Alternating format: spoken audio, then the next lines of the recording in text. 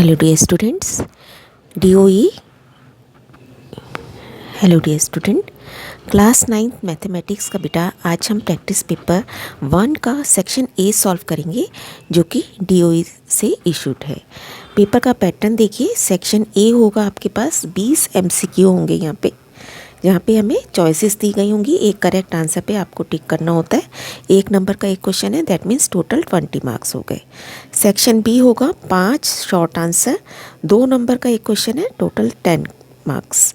Section C होगा, उसके बाद 6 क्वेश्चन आएंगे आपके पास, 3 नंबर का इसमें हर एक क्वेश्चन होगा, तो टोटल वेटेज इसकी हो गई 18 मार्क्स।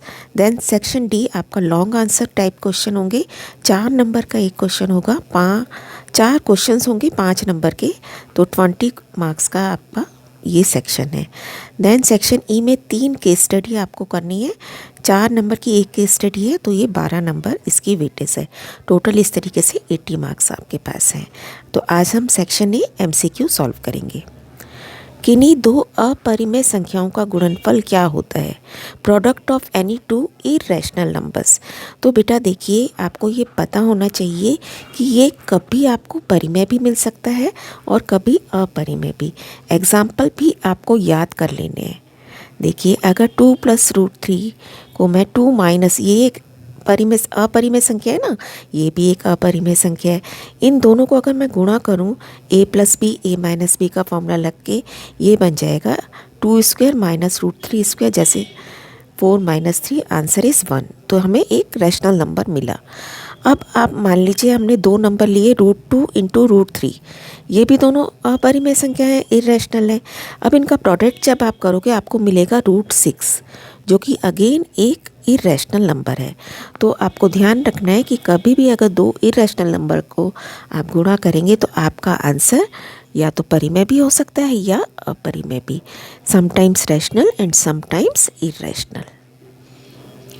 सेकंड क्वेश्चन देखिए, एक त्रिभुज का परिमाप पेरीमीटर 60 cm है और इसका रेशो कितना दिया गया है साइड का? 1:3:2।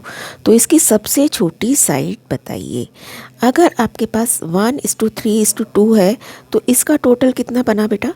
1 + 3 4 + 2 6। अगर 6 टोटल है तो सबसे छोटी साइड 1 है ना?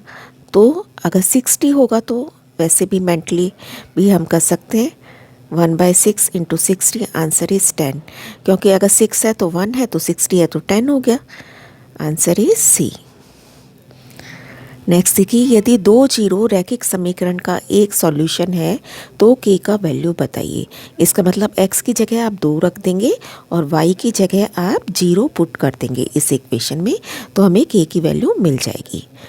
2 रखा x की जगह, यानी कि 2 × 2 + 3 × 0 = k। ये बन गया 4 + 0, आंसर इज k = 4। आकृति में BC वृत्त का व्यास है, डायमीटर है। इसको फिगर को एक बार दोबारा से कर लेते हैं बेटा। ये देखिए, अब आपको क्लियर होगा। ये एक डायमीटर दिया गया है, BAO ये एंगल हमें 60 डिग्री का दिया गया है, और ADC ये वाला एंगल हमें फाइंड आउट करना है। तो जो दिया गया है पहले हम वहाँ से चलते हैं। ये 60 है ना साइड, और ये क्या है, लिख लेते हैं, angle BAO is 60 degree. OA = OB। OA क्या है? रेडियस है, इसकी त्रिज्या है ये वाली और ये वाली। इसका मतलब त्रिज्याएं तो हमेशा बराबर होती हैं, तो जितना ये कोण है उतना ही ये कोण होगा, क्योंकि angles opposite to equal sides are equal. समान भुजाओं के अपोजिट एंगल्स भी इक्वल होते हैं। तो ये 60 हमें दे रखा है, तो ये भी कितना हो गया? 60। तो तीसरा एंगल भी, अगर 2 एंगल 60 के, तो तीसरा भी कितने का बचा? 60 का। पहले लिख लेते हैं। अब आपने लिख लिया, इसको नंबर्स डाल दिया, जिससे कि पूरा नाम आपको बार बार ना लिखना पड़े। एंगल का साइन जरूर लगाएंगे। Angle 1 = angle 2 = 60 degree. अब ये 60 है तो एंगल 3 भी कितना हो गया? 60 डिग्री। एंगल सम प्रॉपर्टी से इसको एंगल 4 बोल देते हैं। तो एंगल 4 कितना होगा? ये 3 और 4 मिलके क्या बना रहे हैं, रैखिक युग्म, लीनियर पेयर। ये सब कुछ आपको टिप्स पर होना चाहिए बेटा।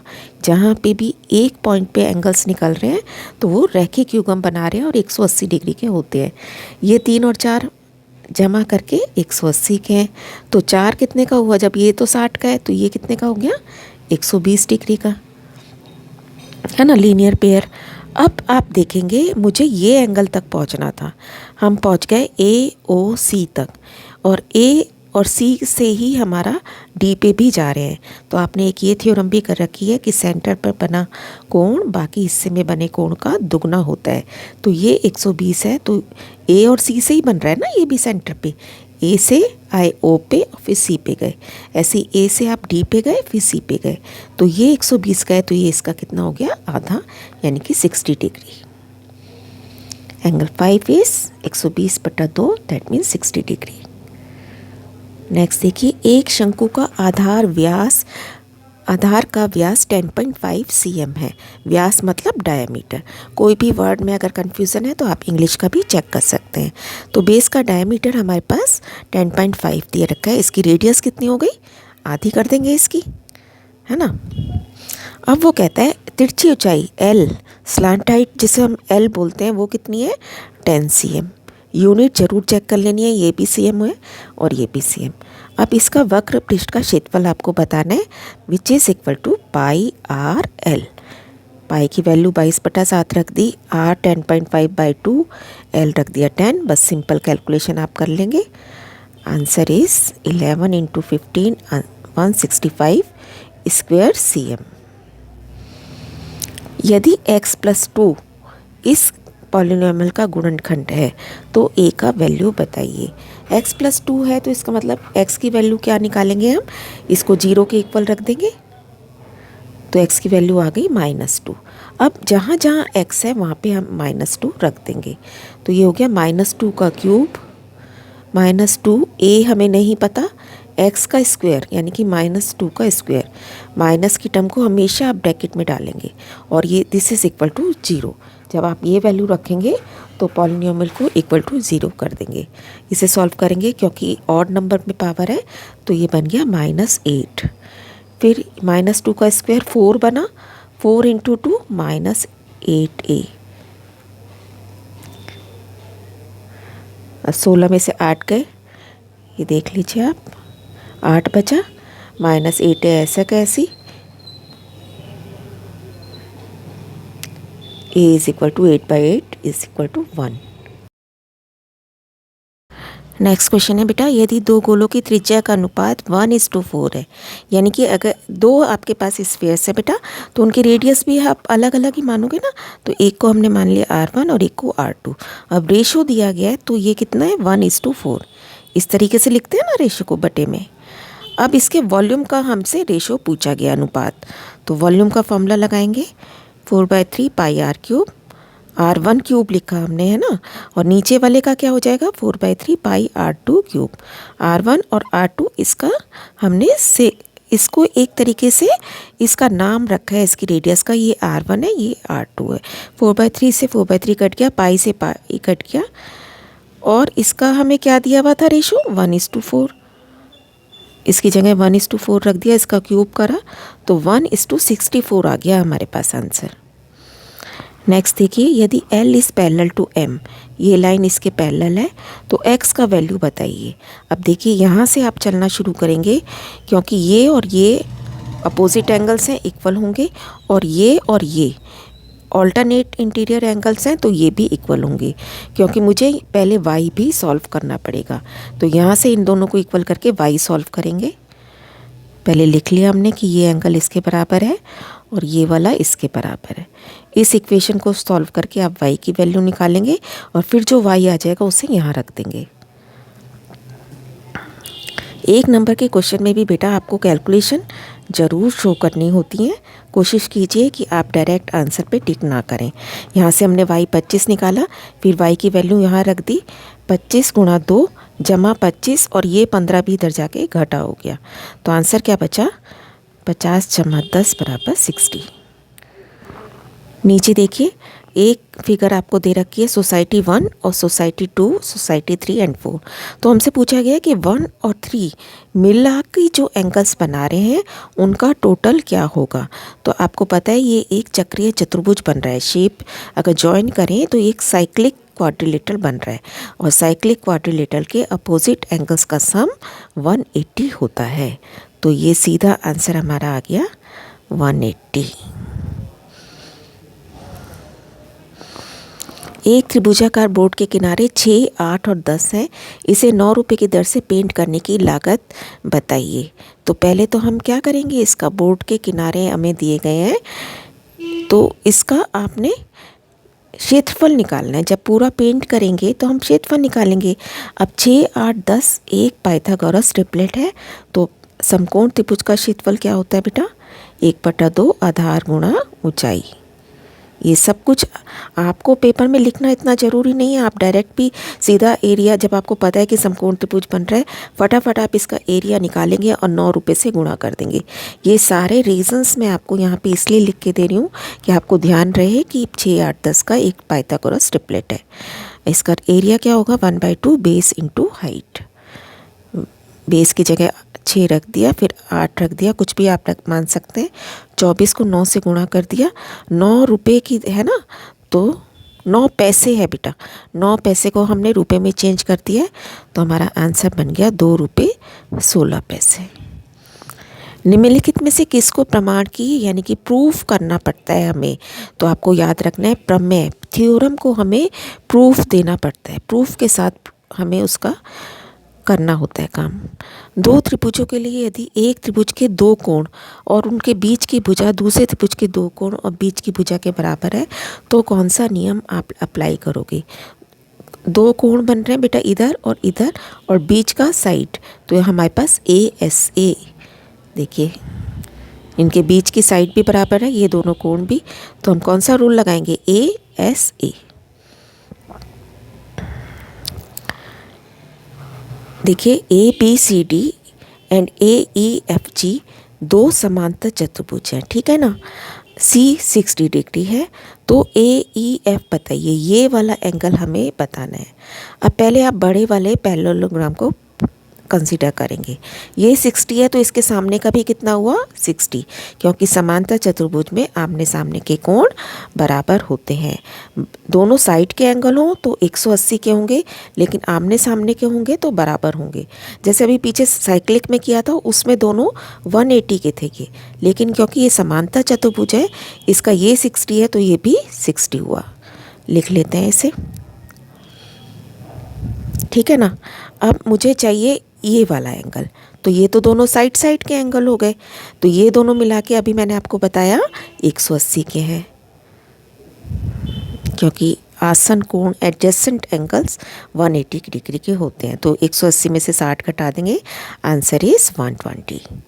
अगर A के अपोजिट हमसे F पूछा जाता तो वो 60 का होता, लेकिन 7 का एंगल पूछा जा रहा है, या G पूछा जाता तो वो भी 120 का होता।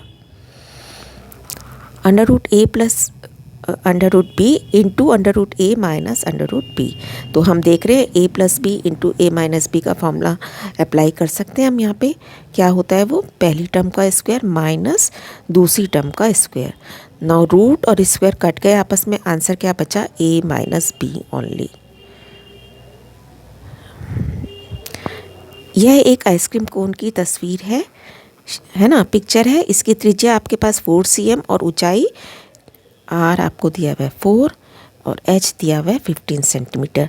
एक आइसक्रीम विक्रेता इसका 1/4 भाग खाली रखता है, 1/4 इसको एम्प्टी रखता है, पूरा नहीं भरता बेटा।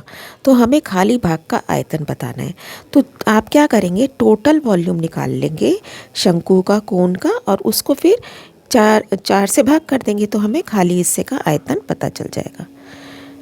So this is 1/3 pi r square H। Carefully आप वैल्यूज़ रखेंगे। आप देख रहे हैं क्वेश्चन में जो इसने दिया है पाई में ही आंसर्स हैं सारे, तो आपको भी 22/7 यहाँ रखने की ज़रूरत नहीं है, पाई को हम चलने देंगे ऐसा कैसी। R हमारा 4 है, तो ये 4 × 4 हो गया, गुणा में 15, तो ये कितना बना बेटा, 80 पाई।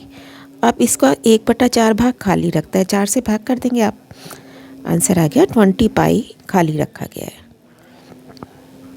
एक रैखिक समीकरण के हल -2 2 0 0 और 2 -2 है, तो यह किस प्रकार का होगा? इनमें से कौन सी इक्वेशन ऐसी है जिसके हल ये तीनों हैं? तो हम 1 बाय 1 इसको चेक करके देखेंगे बेटा। देखिए यहाँ पे अगर आपने ये रखा पॉइंट -2 और ये -2, तो ये क्या बन जाएगा? -4 which is not equal to 0। तो ये वाला तो कैंसिल हो गया है ना। अब इसमें रख के देखो -2 + 2, ये 0 सही है, 0 0 भी सेट हो रहा है और 2 -2 भी, तो इसका आंसर हो गया बी। निम्नलिखित में से कौन से सांख्यिकी आंकड़ों का आलेखीय प्रतिनिधित्व नहीं है? Which is not the graphical representation of statistical data. तो हमें पता है मिलान चिन्ह खाली एक टैली मार्क्स बनाने से हम इसको रिप्रेजेंट नहीं कर सकते। ठीक है, नेक्स्ट देखिए, एक त्रिकोणीय फूलों की क्यारी की भुजाएं 5, 8 और 11 मीटर है, इसका क्षेत्रफल बताइए। तो यहाँ आपको हीरोन्स फार्मूला अप्लाई करना पड़ेगा ना बेटा।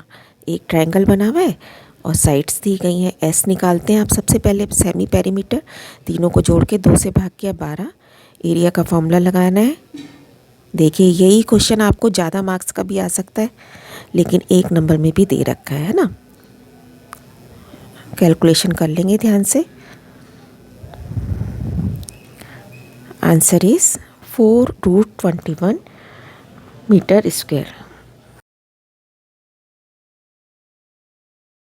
19th और 20th दो क्वेश्चन हमारे पास ऐसे आएंगे जिसमें आपको एक स्टेटमेंट दी गई होगी और एक उससे रिलेटेड रीज़न दिया गया होगा। तो आपको ए आंसर जब टिक करना है जब दोनों बातें आपकी सही हैं और रीज़न भी उसको सूट कर रहा है। बी आप जब सही करेंगे जब दोनों चीज़ें आपको सही बता रखी हैं ना, ए रीज़न भी और असर्शन भी, लेकिन वो रीज़न न उससे रिलेटेड नहीं है। मतलब रीज़न वैसे सही है बात, लेकिन उस कंसेप्ट में सही नहीं है। सी आप जब सही करेंगे जब सिर्फ ए आपका स्टेटमेंट ठीक है और रीज़न गलत है। डी आप जब टिप करेंगे जबकि दोनों ही चीज़ें गलत हैं। समांतर रेखाएं वे होती हैं जो कभी एक दूसरे को नहीं काटती हैं। बिल्कुल ठीक है, डेफिनेशन ही इसकी ये कहती है ऐसी रेखाएं जो आपस में कभी नहीं काटें, आपस में कभी नहीं मिले, है ना, बीच का डिफरेंस जिनका सेम रहता है हमेशा। तो ये बात हमारी सही है। नेक्स्ट है रीज़न, समांतर रेखाएं 2 या 2 से अधिक हो सकती हैं। ये बात भी बिल्कुल ठीक है ना। अगर एक लाइन ये आपने पैरेलल ड्रॉ करी, उसके बाद आप ये भी ड्रॉ कर सकते हैं इसके साथ, ये भी, और कितनी भी आपस में सभी एक ऐसी हैं समांतर हैं। तो इसका मतलब ये बात भी ठीक है। अब नेक्स्ट क्या, हम इसमें से हम कौन सा रीज़न इसके साथ ये मैच नहीं हो रहा है ना, ये बात अलग है, ये बात अलग है, दोनों सही है लेकिन रीज़न इसके अकॉर्डिंगली सेट नहीं हो रहा। तो हम इसका आंसर क्या टिक लगाएंगे? बी। गैर शून्य अचर बहुपद यानी कि degree of non zero constant polynomial is 0 हमसे पूछा गया है कि अगर अचर कांस्टेंट पॉलिनोमियल है तो उसकी डिग्री, जैसे सपोज 3 लिखा है बेटा आपने, तो इसको आप क्या लिख सकते हो 3 × x⁻0। तो इसकी डिग्री भी क्या कहलाएगी? 0, है ना। ये बात सही है। 2 पद वाले बहुपद को द्विपद कहते हैं। हैविंग 2 टर्म्स इज बाइनोमियल, तो ये बात भी सही है ना। तो इसका मतलब दोनों चीज़ें सही हैं, लेकिन यहाँ पे हमें नॉन जीरो कांस्टेंट पॉलिनोमियल की बात कर रहा है, यहाँ पे बाइनोमियल पॉलिनोमियल की बात कर रहा है, दोनों एक दूसरे से रिलेटेड नहीं है। तो अगेन इसका आंसर भी बी हो गया। ध्यान से बेटा इस पेपर की प्रैक्टिस कीजिए, फाइनल एग्ज़ाम भी आपका इसी पैटर्न पे होगा। सारे इंपॉर्टेंट क्वेश्चन हमारे पास सॉल्व करने के लिए दिए गए हैं। Keep on learning, stay blessed.